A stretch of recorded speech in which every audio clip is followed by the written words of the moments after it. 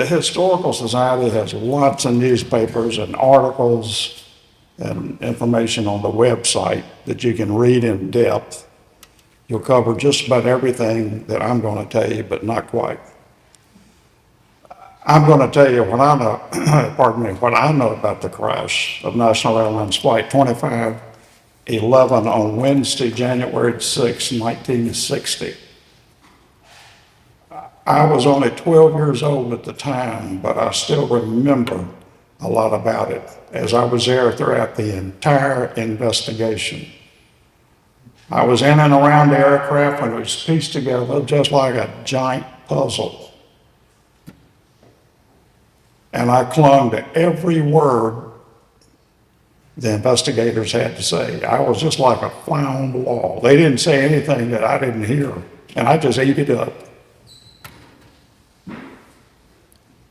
I even developed my own technique for finding parts laying out on the ground and matching them up, and I found several pieces of this puzzle. I didn't tell anybody, but I didn't have to, because whenever you held it up there was somebody beside you to wire it into place. But anyway, you need to know that aviation became my life's blood on my 5th birthday. When I had my first airplane ride with a local man out of Wilmington. His name was Hall Waters, and he figures heavily in the story. And he's also the man that taught me to fly, and soloed me at 15, which was illegal. You had to be 16, but I have him in my logbooks. He soloed me at 15 on my birthday. And as he told this one instructor who was out at the airport, he said, you know, Hall said, this is very highly illegal for you to do this. You just can't solo this guy at 15. And Hall said, you know, Mike said, it's my airplane. I think I'll do what I want to with it. And that was the end of it. It was also in this hangar that investigators reassembled this plane. And this was my first experience at fully understanding just how deadly aviation could be. It starts out just like this. This flight originated in Miami, Florida. It was a Boeing 707, and it left Miami northbound for JFK, or Idlewild as it's called at the time. It pulled into the gate on time, and they were doing the typical paperwork, and they discovered they had a broken window pane on the 3rd pane back on the co-pilot, first officer side. They called maintenance in, and maintenance immediately crawled all over it and said, this won't work. Said, this is about an 8-hour fix. And so National had a load of people to go to Miami, and so they decided they would do what we call pretty commonly in the airline business an equipment sub. They pulled this airplane off the gate, and they brought in some other aircraft or other equipment to take its place. First one they brought in was a Lockheed Electra 4-engine turboprop. And they put, I believe, 76 passengers on it. Yeah, 76 passengers on it. And it took off fairly soon after that to Miami, flew safely. It left, I think, about 11:34. Behind that airplane was a Douglas DC-6B, which we have right here. And they put 29 passengers, or the remaining passengers, and everyone was boarded on a first-come, first-served basis. And this airplane had 29 packs or passengers and 5 crewmen, pilot, co-pilot, navigator, and 2 flight attendants, or stewardesses as it were called back in. And it departed shortly after the shortly after the Electra left. This was now National Airlines Flight 2511, and it departed Idlewild and headed south towards Wilmington, where it was supposed to continue from Wilmington. It would be going over the ocean, direct Miami. Okay, this airplane maintained normal radio contact all along its flight path, and the flight path was just a normal flight path that came over Franklin and Cofield and Little Washington, Wilmington, and the final fix was to be Carolina Beach Beacon, which is a NDB or non-directional beacon that we had in Vietnam. That was the only thing we really had for a helicopter. But from that point, and this being the strongest beacon in the world until it was taken down, they were to pick up a heading of 200 degrees and fly and intercept the 200-degree radial off this beacon. And this 200-degree radial would carry this airplane directly out over the ocean, direct to Miami. Mr. Richard Randolph at his farm near Bolivia heard something like an explosion. Now the weather was nasty, it was raining, although the weather on top of the clouds was beautiful. Down low was a lot of bad weather. Heard what he thought was an explosion at about 2:30. He went outside. He didn't see anything, but he knew he had heard something, but he couldn't piece it together, and he went back to bed. And the next morning, shortly after daylight, his son got up to go out to feed the livestock, feed the animals, and that's when he discovered parts of an airplane scattered everywhere out in the pastures and so forth. He went back and told his dad, and his father then immediately, whoever he called, I don't know, but regardless, very shortly after, Highway Patrol, Sheriff's Department, Civil Air Patrol, FBI, a lot of personnel showed up. Commander of Sunny Point and his next in line, Mr. Jones, whose son is in here tonight, Robbie, but he was there. Now, this is my analysis of what happened over Snow's Cut. Now, bear in mind, as a 12-year-old boy, my analysis probably wouldn't stand very high, but at the same time, remember I told you I listened to every word the investigator said, and I also listened to every word Hall said, because as far as I was concerned, he was the Cadillac of what's happening with this airplane. The plane entered a slow, descending right turn after an explosion which took place just past Carolina Beach Beacon. That explosion had blown out a 10 by 10 hole in the right side of the fuselage between the leading edge of the right wing and behind the laboratory in the airplane. But regardless, it was a huge hole. And this hole alone probably was enough to cause what we call parasitic drag. That's drag that's not needed to make this plane fly, to turn to the right. Even with all the engines running fine, there's something going to cause this thing to go to the right, and it did. I believe the plane simply couldn't hold together. Under the stress of flying with such major airframe damage and broke up in the air. It was a catastrophic failure which would have caused loud noises, but no further explosions. I also believe the pilots made an amazing effort to turn the plane back to the right and try to get back north to Wilmington.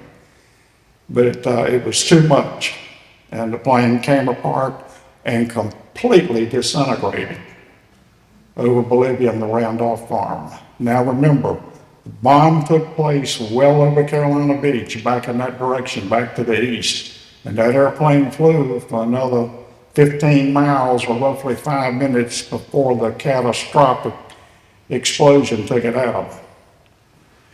Well, this aircraft had just experienced an explosive decompression, which almost blew the number 3 engine off the wing. Now, the number 3 engine, as you're sitting in the aircraft, if you have the captain to your left and I'm the co-pilot, the number 3 engine is right here. I'm looking at it. It's right beside me.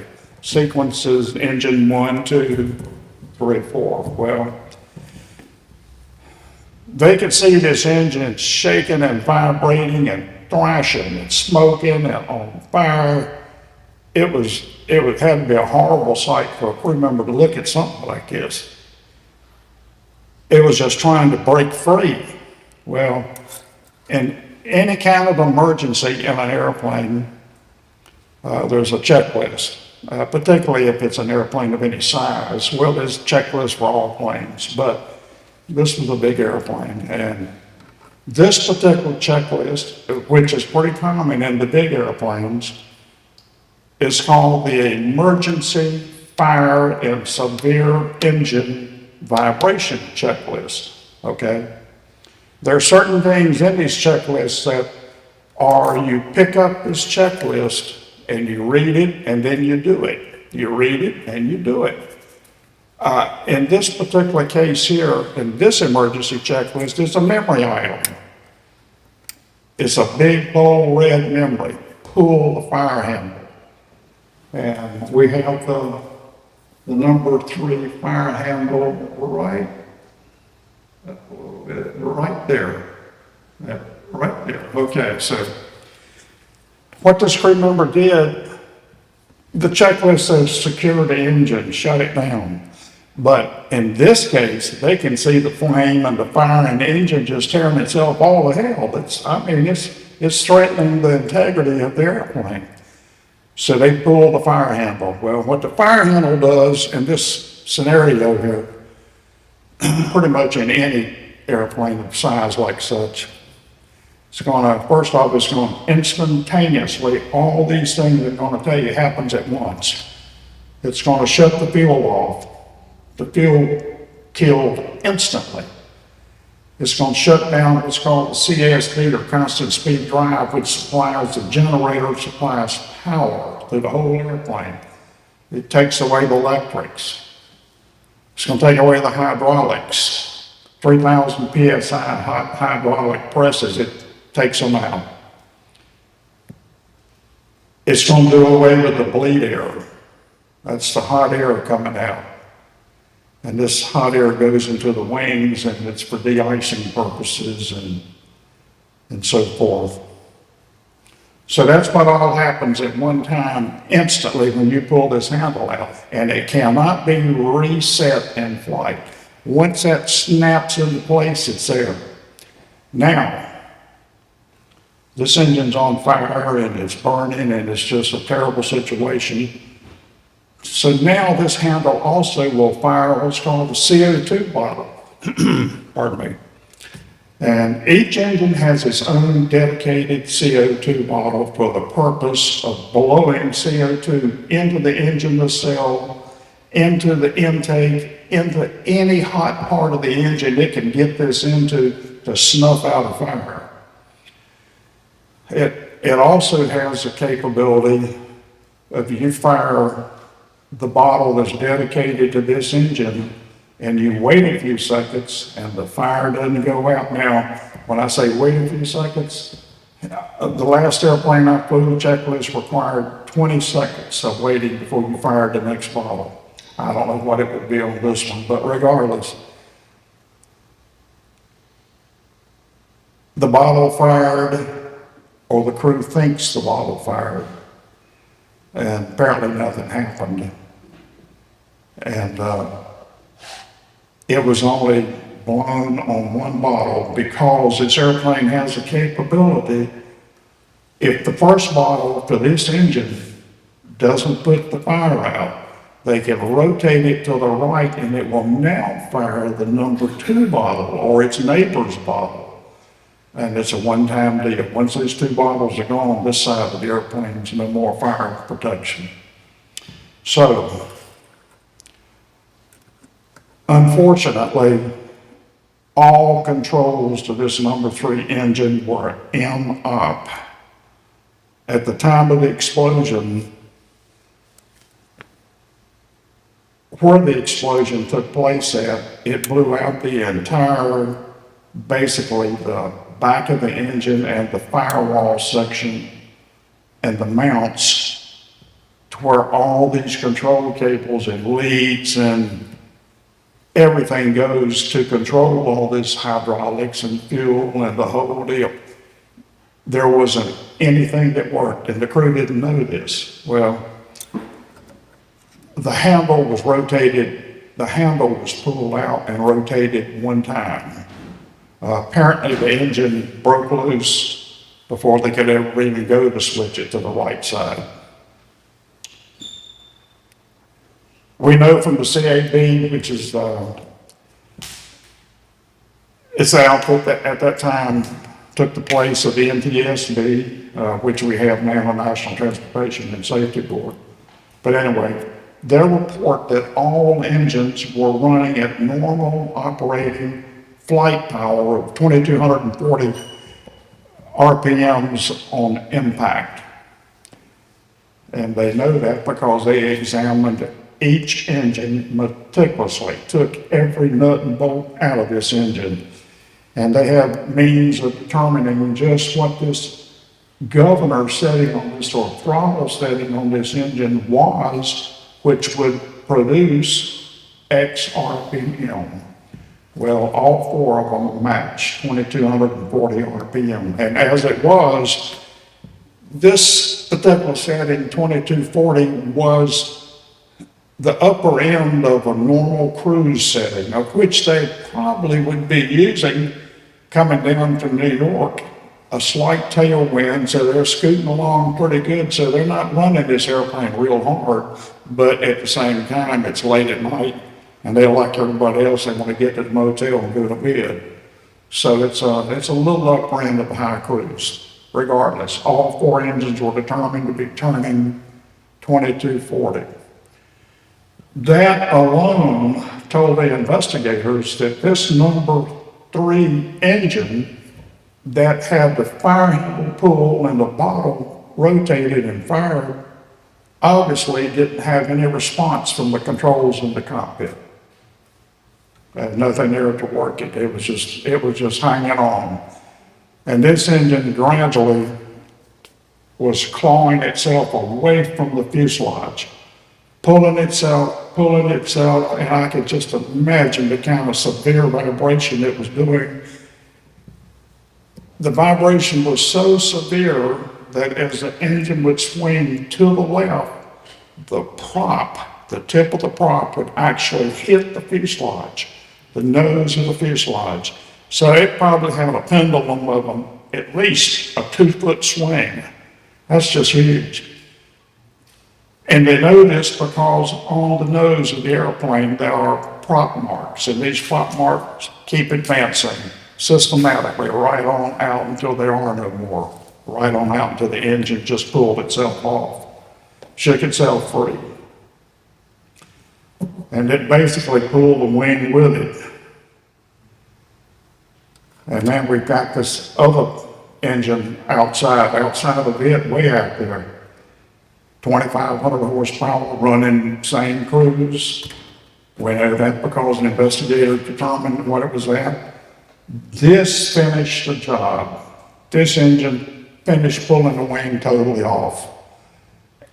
And it left a tremendous gaping hole all the way down the fuselage. I mean, the entire length of it was wide open. This engine was found, the number 3, of course, was found by itself, augered into the mud.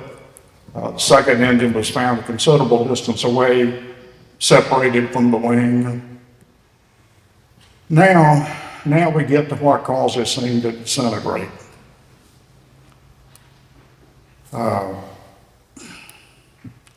As soon as the right wing fell away,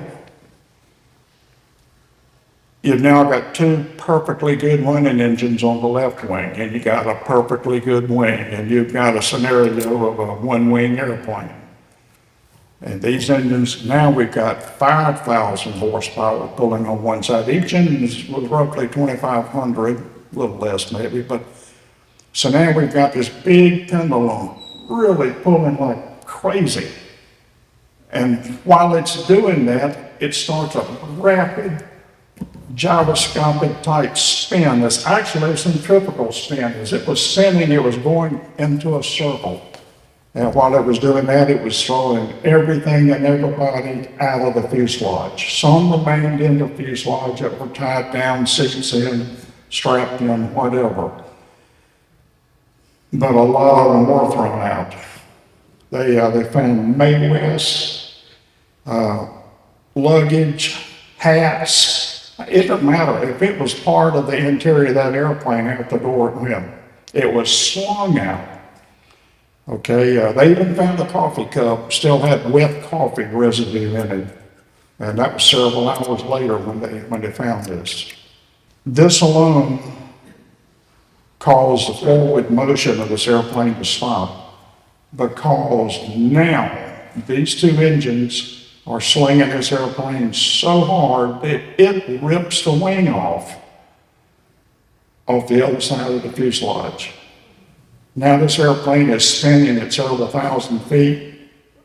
Forward movement has stopped because it's been spinning in a circle, and it drifts straight down. I mean, completely straight down. Several people on and near the farm reported hearing 2 to 3 explosions.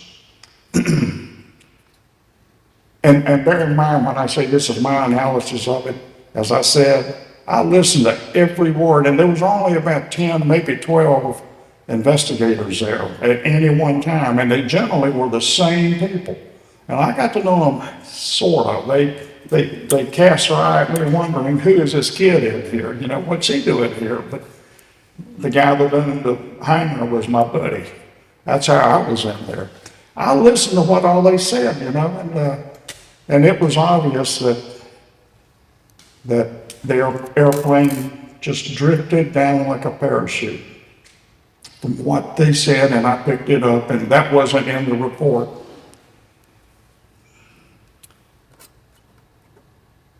What they actually heard, the people that heard these explosions, was more than likely the aircraft breaking apart in flight, and that will make an unbelievable racket. And then when it hit the ground, that was some more. And the engines likely, being around these big radial engines like I have, when they stop abruptly, they'll backfire and cough and spit and bellow and make the damnedest noise you ever heard. You think it's coming apart from loss of fuel. In fact, the final report will show that there is no evidence of any explosions, any fire, anywhere on the field, on the bodies, on the wreckage, anywhere but the number 3 engine. Actually, scattered wreckage and bodies were found mostly within a mile square area of the farm. The pattern of debris field on and around the farm indicated the aircraft totally disintegrated in flight and came drifting straight down.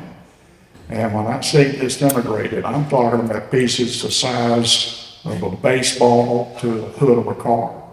Just thousands of pieces. There was no indication of any forward flight. So this thing didn't blow up and go down. This thing came to a stop and settle down. Mr. Randolph reported a huge section of fuselage in the field with smaller pieces all along with bodies scattered everywhere. Wreckage and bodies would be found over about a 1 mile square section, with the central area of impact being his farm.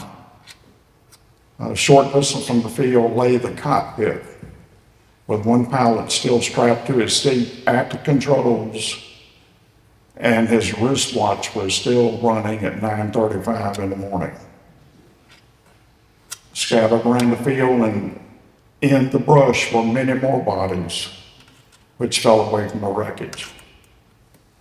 It had been raining that night, and many were partially buried in soft mud, soft ground. I've been out there as a little boy way before this wreck ever took place, hunting with my dad, quail hunting. And if it rained, Mr. Randolph raised a lot of hogs on corn on the ground. In the fields, it was knee deep in mud if it rained. You couldn't walk out there if it was wet. Some are wearing their May West because I think they knew they'd be flying over water, and that's really no indication of anything other than, I'm kind of leery of flying, and I know they said somewhere around Wilmington, we're going to be over water now, about 150 miles offshore to be exact.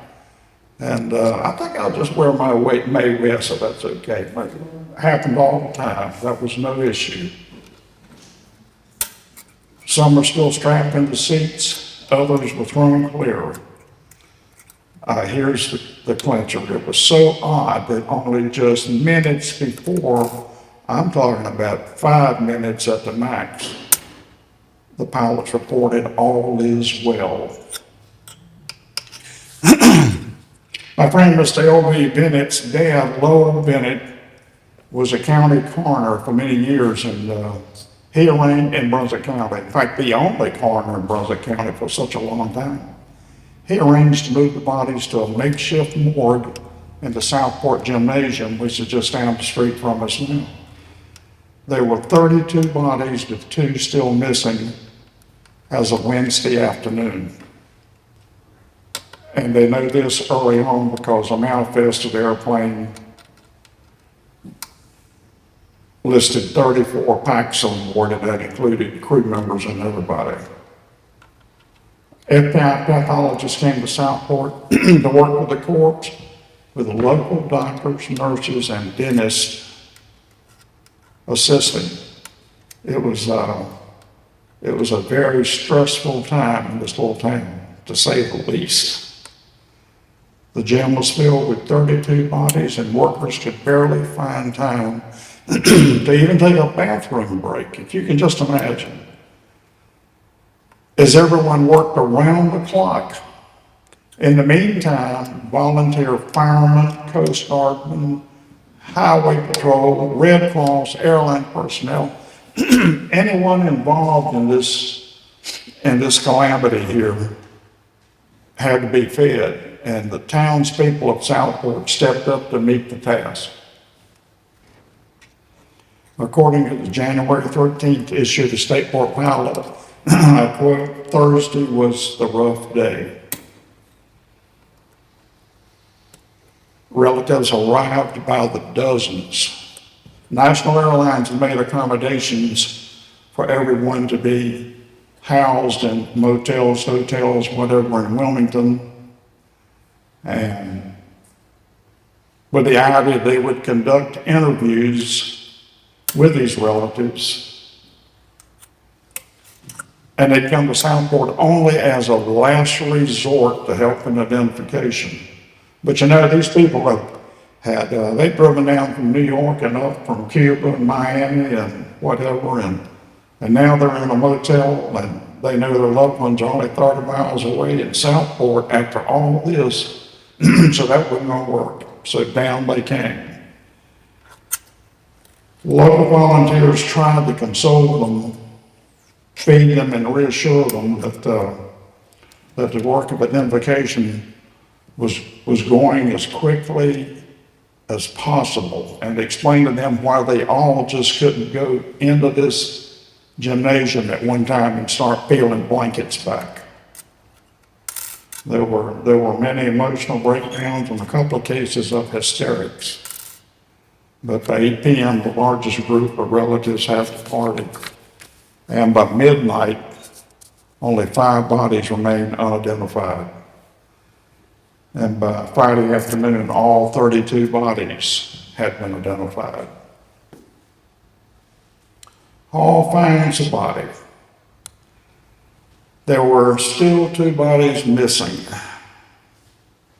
One is Connecticut lawyer Julian Frank, and the other is a banker from Cuba, Carlos Valdez.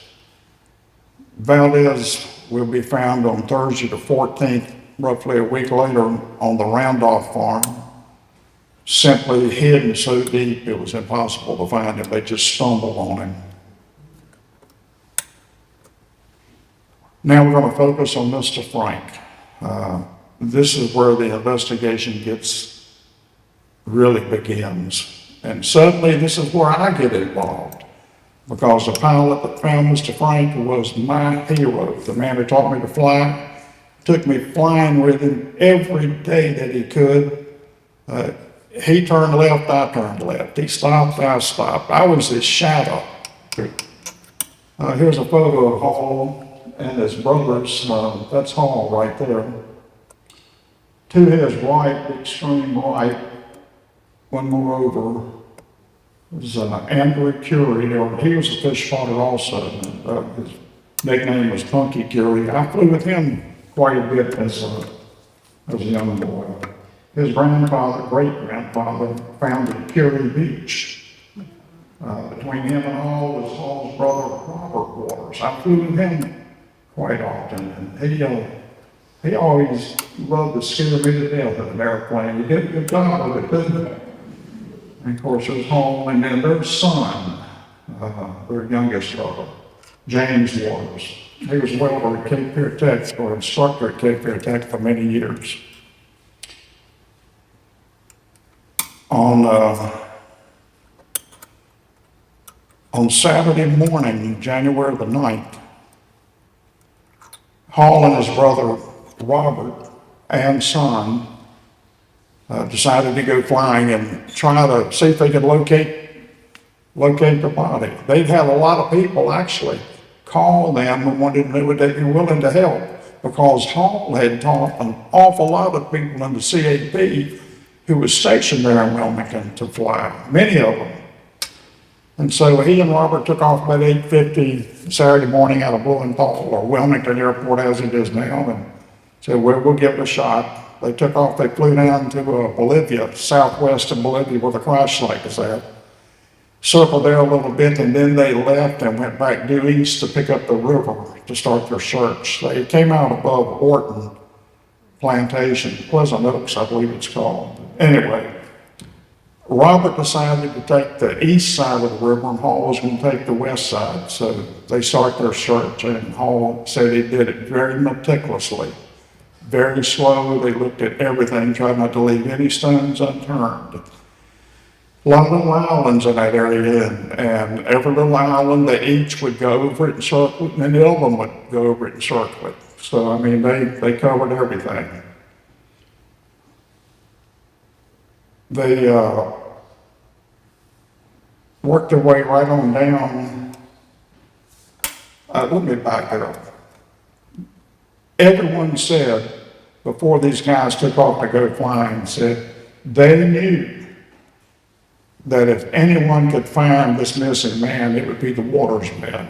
It was also known, and very well in the fishing industry, that Hall had the eyes of an eagle. I'm going to read from the Wilmington News article, staff writer Jim Hardy, which was published on January the 15th. And I quote, "A clue to the solution of the mysterious surrounding crash of the National Airlines DC-6B, January the 6th, near Bolivia, was apparently provided by the finding of the body of Julian Andrew Frank in Snow's Marsh near Sunny Point."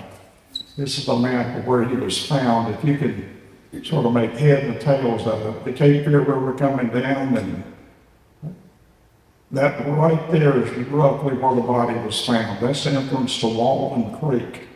And I know the area very well. I fish there all the time. It's just outside the south perimeter of Sunny Point, Army Colonel. Matsu, it's called.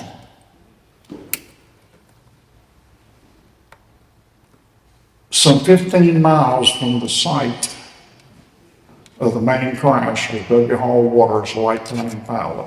It was just luck that I saw his body, Hall said.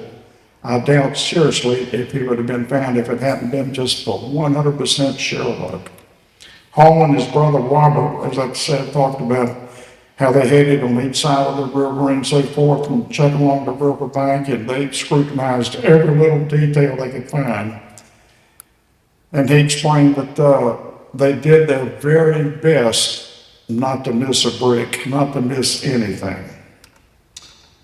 Finally, they saw some pieces of aluminum foil on the ground at Sunny Point, Hall said, and that later turned out to be insulation in the cabin interior. of the airline. Moving on along the riverbank, Hall came across a second find of the day. His brother James, or son, who was sitting in the back, tapped him on the shoulder and pointed to something, and Hall turned around and looked at it, and it was some seats.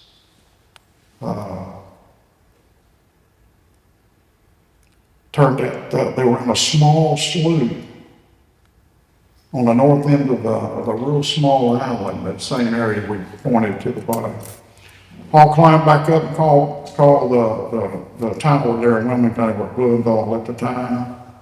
And they passed the information on to a Marine helicopter who was in the area, but they weren't on the same frequency.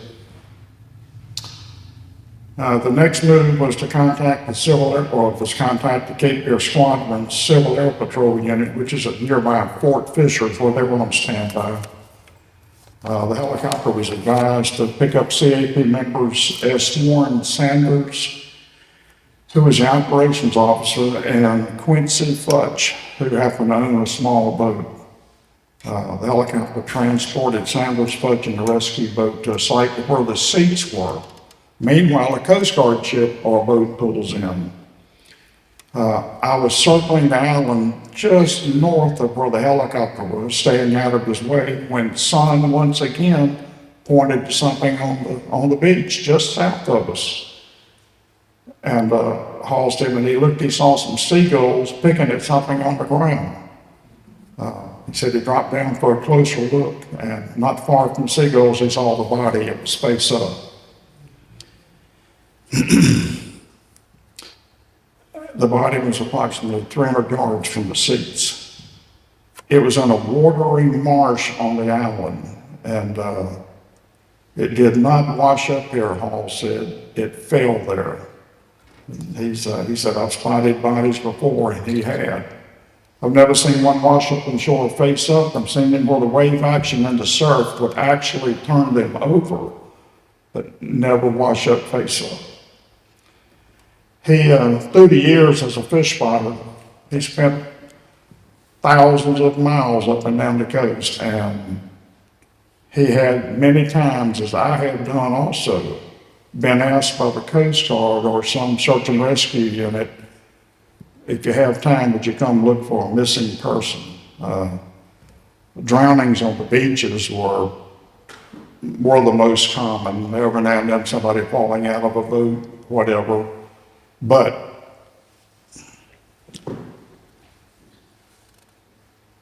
the helicopter then hovered low enough for the rescuers to place the body on board. Near Hanover County Coroner Gordon Doran was summoned to Fort Fisher where the body was taken. It was nude except for a necktie, collar band, and belt. Asked if the body bore any marks of possible explosion, he stated he just didn't know. It was so muddy he couldn't tell, but he didn't see any signs of burns. The remains were taken to James Walker Memorial Hospital, where government pathologists performed an autopsy, and Wilmington doctor Dennis Bobby Rust did an impression of the teeth. Later, the remains were carried to Andrews Mortuary, and from there, they were shipped to Riverside Memorial Chapel in New York City, and they didn't know who even claimed the body. When this little portion was over with, Hall flew down to Southport, and he landed at the grass strip that I flew out of with him as a little boy, which is right beside Bill Smith Park. There's a big strip of grass out there. That was actually part of the airport, still there today. Taxied the airplane down the highway or up the highway up to where Clem's Seafood is at now. It wasn't there then, of course, and walked across the highway to where we lived. And I remember this very distinctly because I wasn't flying with him that day, and I was sort of disgusted that somebody was in the back seat of my airplane. But anyway, this newly found 33rd body was that of Julian Frank, who had come under suspicion even before he had been found. And it was quite obvious that the crash resulted from an explosion which have yet to be proven. He was a New York attorney who lived in Westport, Connecticut with his wife, an ex-model, and 2 children. Before his body was found, news surfaced of a large life insurance policy of $1 million that he had taken out at the airport before he ever got on the airplane. And there were also other policies he'd been taking out all along, some rather large. But insurance people said it was not such an unusual move for a supposedly wealthy and successful person. But the investigation soon found, however, that he was in deep financial trouble, which included lawsuits, many lawsuits against him. Now it's time for the investigation to just see what they can put together. The Civil Aeronautics Board, called the CAB, as I mentioned earlier, which was a precursor to the NTSB that we have today, was the agency empowered to investigate this crash. They moved ahead with plans to assemble the airplane parts in Hall's hangar there at Wilmington. He had a big hangar, probably 5 times the size of this room right here, maybe more than that. And he rented this hangar from the city and had it for a long time, and so he told them they could use it. They intended to study everything and just try to ascertain why this airplane came apart the way it did. And you talk about looking at every piece. This is the tail section here and part of the fuselage in the mouth of the hangar there. I believe, here we are, that's part of the nose and the fuselage. And you see the framework here. They built the frame 2x4s, 2x6s, and they wrapped it in chicken wire. And this is what they secured pieces of this airplane to. It was just a tremendous puzzle that gradually filled in. Believe it or not, they filled it into 90% of the airplane. I had climbed on those very boards there a zillion times, just looking in the cockpit, and it was mind-boggling to me that I could look at switches and see things that I just wanted to reach in there so badly and touch and know that a pilot just a little while earlier had been sitting there. It was an eye-opener. As I said, they started with a wooden frame in the shape of the fuselage, and they covered it with chicken wire. The pieces of the plane in all sizes, from a car door to a pie plate, were brought to Wilmington in dump trucks and basically dumped on the ground out in front of the hangar and then spread out. They were identified piece by piece and meticulously secured to the chicken wire like a puzzle until the fuselage was complete, 90% of it. There was a section of the fuselage that was missing, though, and this was on the right side between the laboratory and the cockpit and the leading edge of the right wing. And this is where the explosion took place. This is where they believe a bomb had detonated. This is the 10 to 10 hole I mentioned earlier that caused a parasitic drag to pull this airplane to the right, slightly anyway. This section happens to be where Frank's seat was located. It was a 3-seat group, okay, like typical airlines have, that blew out of the airplane. These were the seats located in Snow's Marsh that Hall found, or his brother found, along with his body 300 yards south of there. This strengthened the theory substantially that the explosion originated under his seat, and he was the only person in that area because everyone else was found and accounted for 15 miles to the west. This sequence of events kept him here. He was the only one, and everybody else continued on with the airplane.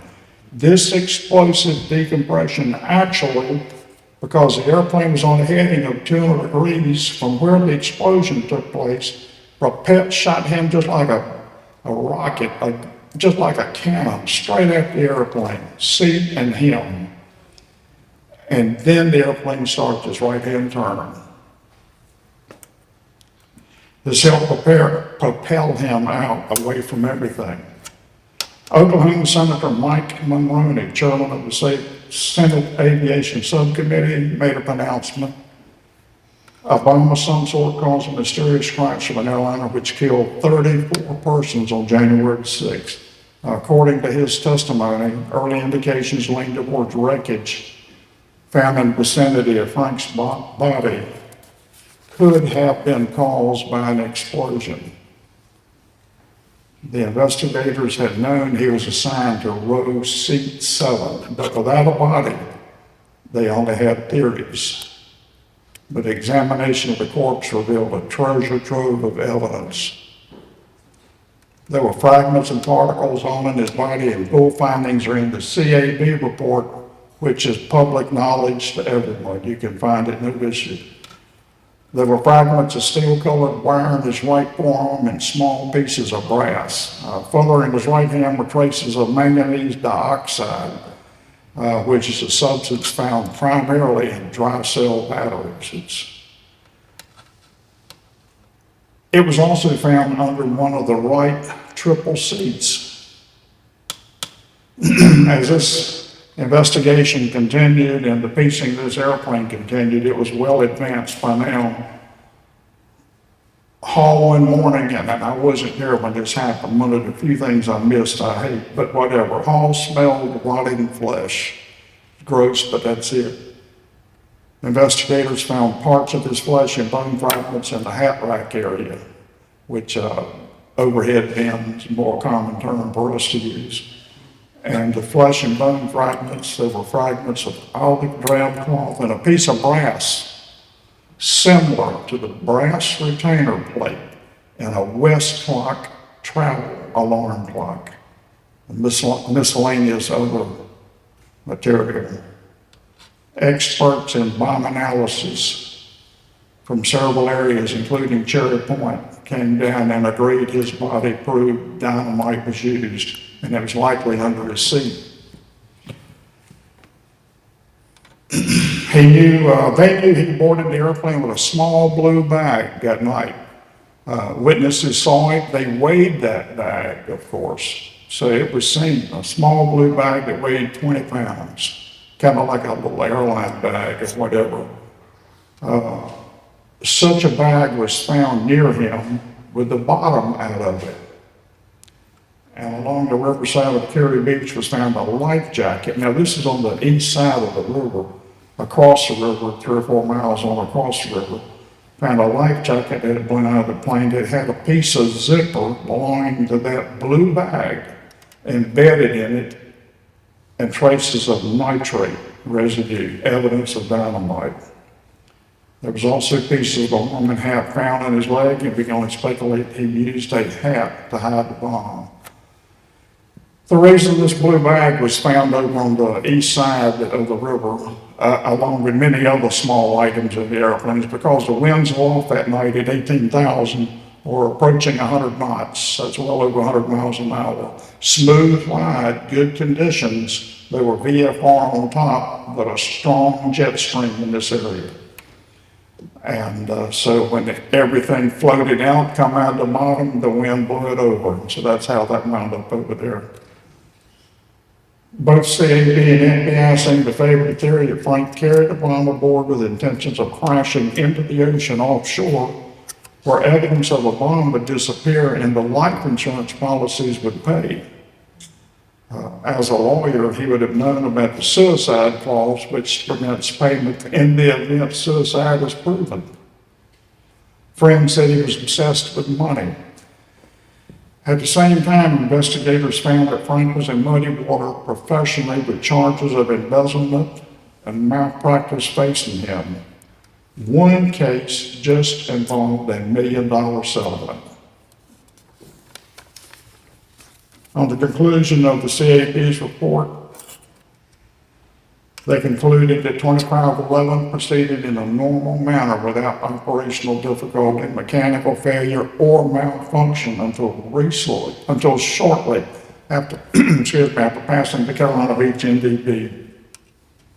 It's a big, you guys, maybe some of you have seen it, but it's a big tower as you go down 133 to Wilmington. You'll see over to your right a big, tall tower, but I think it's now gone. They decommissioned it.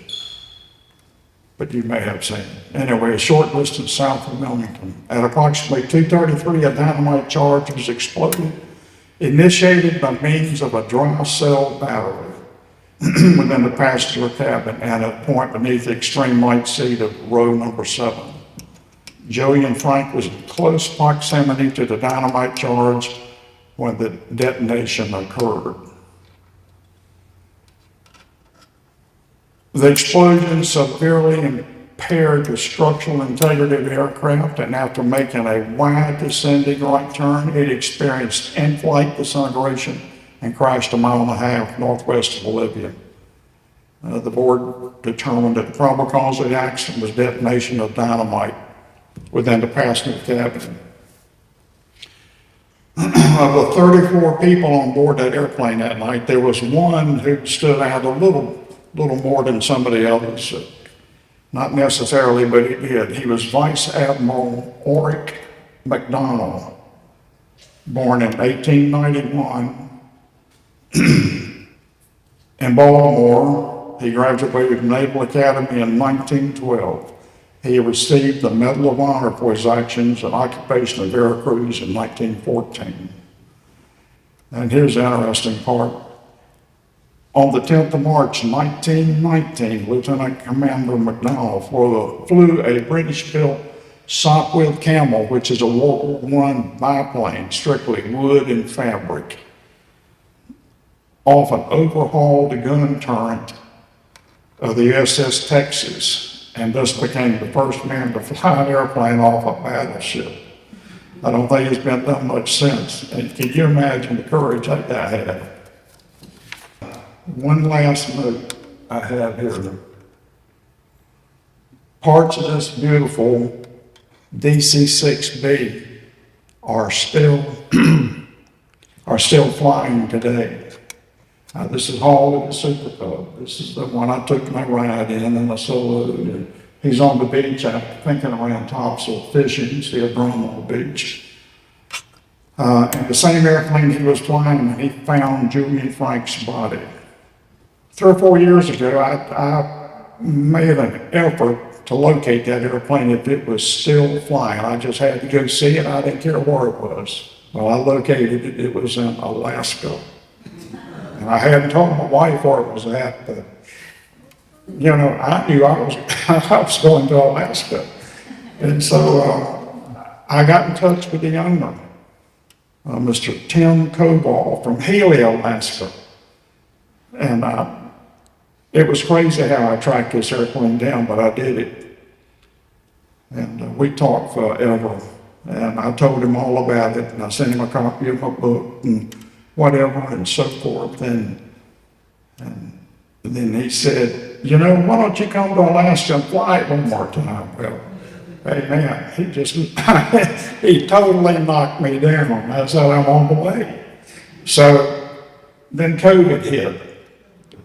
And we were looking at about a year of delays here, and everything was just going backwards, and everybody got better. And I called him up. I said, well, Tim, I'm well now. I hope you are. He said, I was just getting ready to call you. I said, well, wonderful. He said, well, it's not what, it's really not what you think. I said, well, what is it, Tim? He said, well, 2 young boys in a truck, drunk last night, were driving around. They turned around in my yard and ran into the airplane. And in Alaska, if there was a dirt road 200 yards long and a house is there, there'll be an airplane parked in the yard because there are definitely more airplanes and cars there. Well, he said he didn't know how severe the damage was, but he just pulled it into the hangar and he was going to start on it. I said, well, how about I wanted to say jump the truck and run over there with you and I help you with it.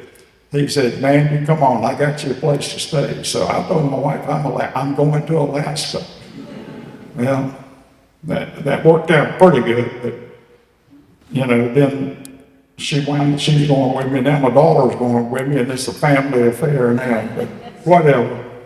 So he met me in Healy, Alaska, is where we finally wound up at. Met me at the train station, and he told me, he said, well, this is not what you think. I said, well, what is it? He said, well, there's more damage here than I can repair. I don't know what we're going to do here. And I said, well, show me what you got, because I was a pretty good mechanic. And then I saw the back of it were rusted, eating it away. And he didn't know the rust had taken the airplane like that. And that's from all the years of Paul landing on the beaches and fishing, and it is what it is. And so now we go, he said, the wings are in great shape. It would have been very difficult to repair the tail of that airplane. You couldn't very much splice another tail onto it in that case. So now we're looking at the wings, and I said, well, Tim, I got something to tell you. I said, you see this wire right here? He said, yeah, what about it? I said, that wire came off a Douglas DC-6, which crashed in Bolivia in 1960. Well, he couldn't believe it. But anyway, I showed him all about it, how the wiring was running, how I installed aux tanks into this airplane. And we used the wiring for the aux tank, for fish spotting. When you investigate, by the way, he made an offer to give me that airplane, but I can't get it here to Southport. What do I do with it? You know. So when the investigation was finished, the CAB gave Hall the remains of the airplane. Now I'm telling you, I'm talking about mounds of metal. He had racks upon racks all the way around this wall here of nothing but nuts and bolts and wiring by the miles and gauges. Everything was all functional. He gave away to any pilot that stuck his head in the hangar and wanted something for his airplane. I would say, well, there it is. Go look for it. Maybe you'll find it. And I had an awful lot of it in my airplanes through the years. Hall's hangar was basically a shopping center for used airplane parts. I brought with me today a few items from the airplane. You may be interested in looking at, you may not, whatever, but I'll tell you about them real quickly. One is landing gear indicator lights. I'm not sure, regardless, here we have them. I have them up there. I have two. It has three. I have two of them. And these lights are whenever you drop the handle, lower the handle to drop the gears, we call it, you have a light per gear. And the light will either turn green, the gear is down lock safely, or it'll turn red. The gear is not down in lock safety. Now we got a problem. So I got two of the three of them that was in the airplane. I've also got switches, overhead switches, some of it in that general area there, not those, of course. Radio switches where the pilots would change frequencies and one radio to the next and so forth. I've got a pulley, and who knows where this pulley went, but it was something I needed at the time, so I got it. And I got a box of this stuff at my house now. But anyway, but I do have one thing that is interesting. I have what's called the passenger oxygen mask override switch, that red switch right there. Okay, I'm gonna tell you a little bit about that. That switch is on an emergency checklist, and that's why it's in red. Anything that's in red in an airplane means emergency. Okay, checklist. Well, to activate this switch, you physically have to pull it up. It's safety wired. So you can't accidentally, while you're in the process of running your flows and doing your oxygen, getting ready, excuse me, for departure, hit that switch, because what that switch does, it drops what we commonly refer to as the rubber jungle in the back. Every seat has its own dedicated mask, oxygen mask. And in the event of a depressurization, these oxygen masks will all drop from the ceiling. And flight attendants will instruct you how to put the mask on and sit back and breathe normally if you can. Well, so there's a checklist with this switch.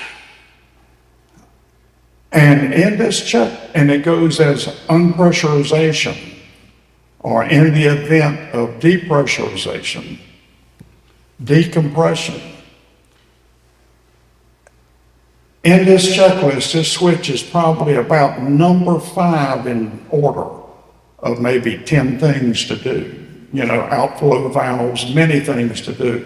This switch is probably about number 5, and let's activate this switch, which shows that this switch is a backup for a backup. Now, bear in mind, these guys only had 5 minutes of flying time from the time this bomb went off until the time they were over the Randolph farm. They were cruising, the tower estimated 5 minutes. I told my wife they were probably cruising 180 knots and 3 miles a minute, so that's 15 miles. So they had 5 minutes of time to be reading a checklist. And this checklist was pertaining to, remember as we talked, shutting the engines down and so forth and so forth. They got to the part of the passenger override switch and actually flipped it up and fired it. And that's the switch I have here. And it was open when it was found. So this means these pilots, with an airplane blown completely apart, were still following protocol of doing a checklist, doing everything in their power to keep this airplane flying.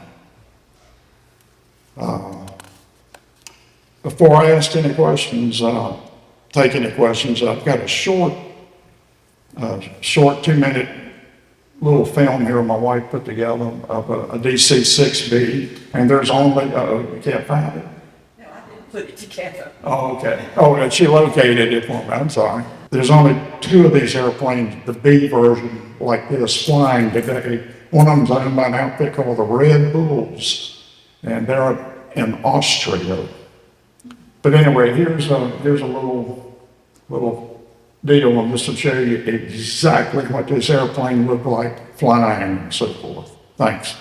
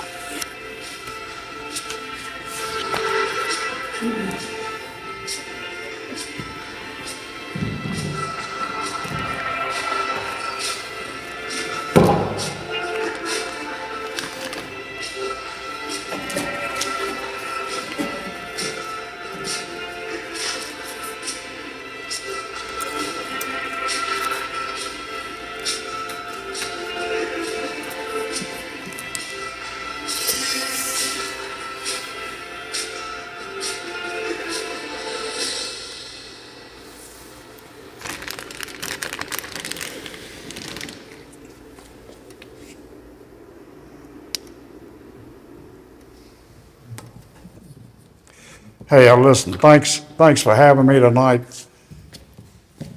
It's been my pleasure.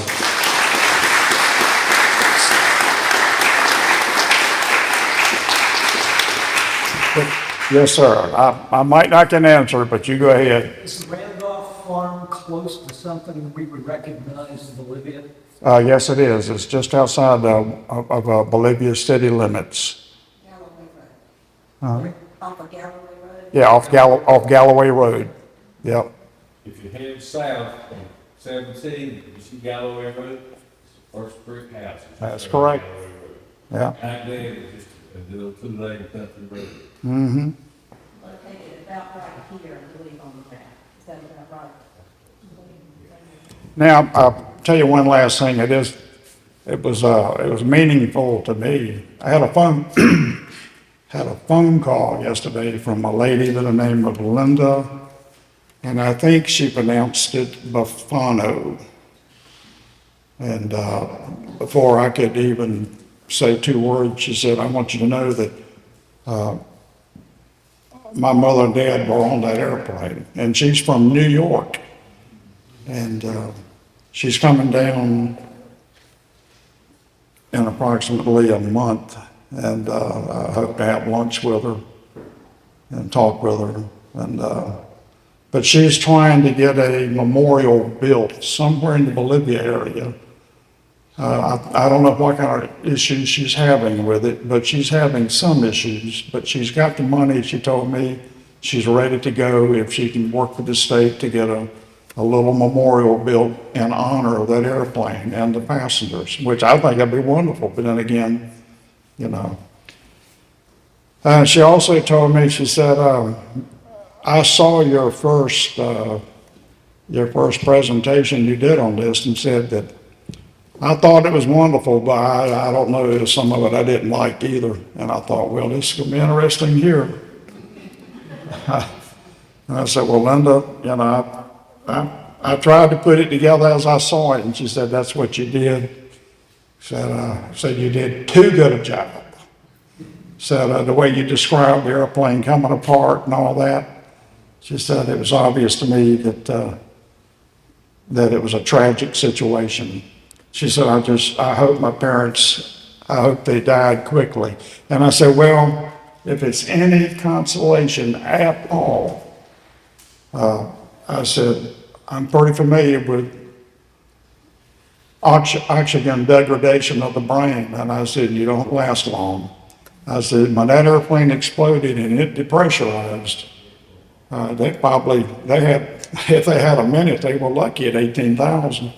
So I said, more than likely, your parents passed out hugging one another, holding hands.